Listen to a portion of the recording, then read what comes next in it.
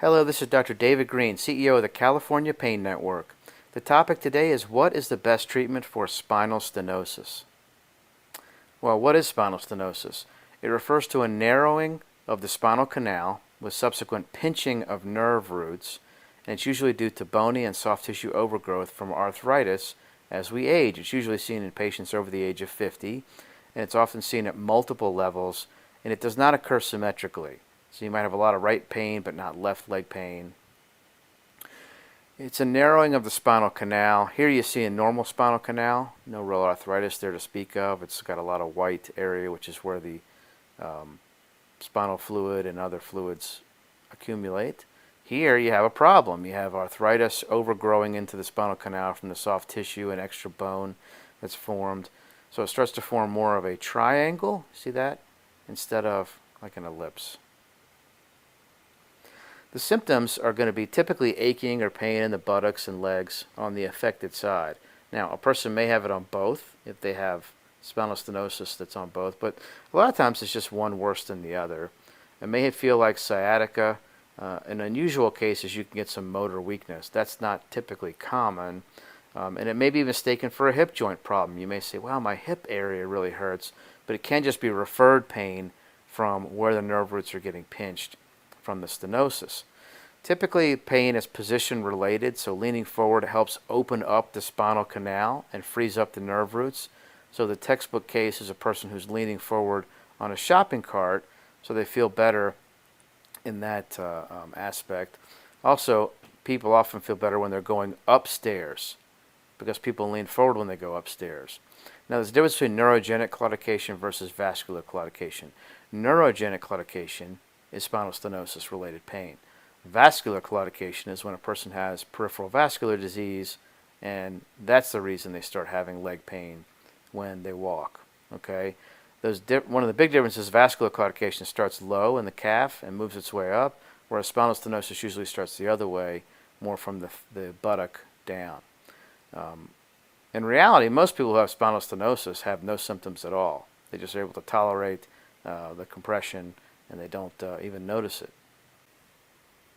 Initial treatment for spinal stenosis should consist of over-the-counter medications, anti-inflammatories, and Tylenol. Neurogenic medications can be very helpful, such as Neurontin and Lyrica. We have no idea how these medications work, okay, but we know that they do a very, very good job of working to relieve nerve pain. Narcotics can be very helpful for short-term use. They're not a good idea to use them long-term for spinal stenosis, but when it flares up, it can be very helpful along with muscle relaxers. Physical therapy has been shown to be helpful for helping preserve and even regain some of the muscle strength. Spinal decompression therapy involves intermittent computerized traction to help relieve pain. This has been shown to be over 80% effective.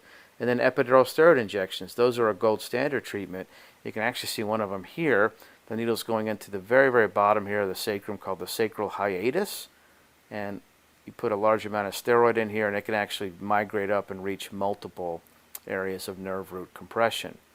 Whether or not to have surgery for spinal stenosis is a quality of life decision. Spinal stenosis never killed anybody.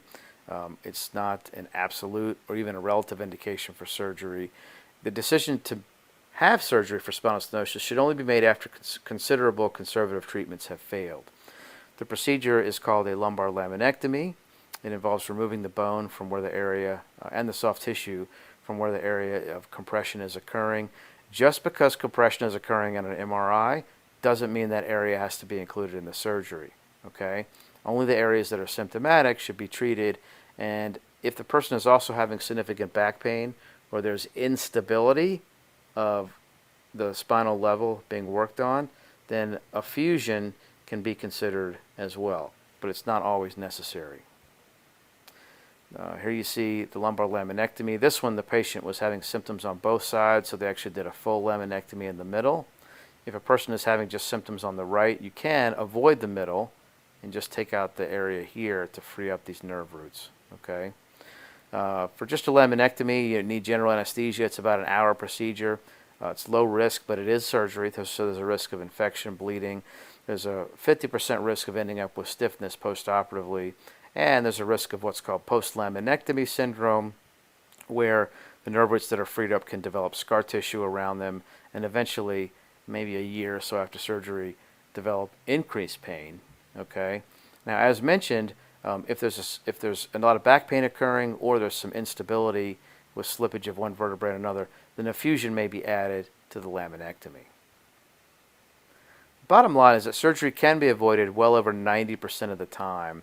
Epidural injections, which work well 75 to 90% of the time, can be repeated every few months. They're often done as a series of 3 injections, 2 weeks apart. Okay, to have surgery or not is considered a quality of life decision, and when you add a spinal fusion, it adds a whole level of complexity to the procedure. The top non-operative pain clinics in California are affiliated with the California Pain Network. There are several clinics throughout the state, including all the way from San Diego up to San Francisco. Over 50 insurances are accepted at these clinics, with over 25 treatment options being provided.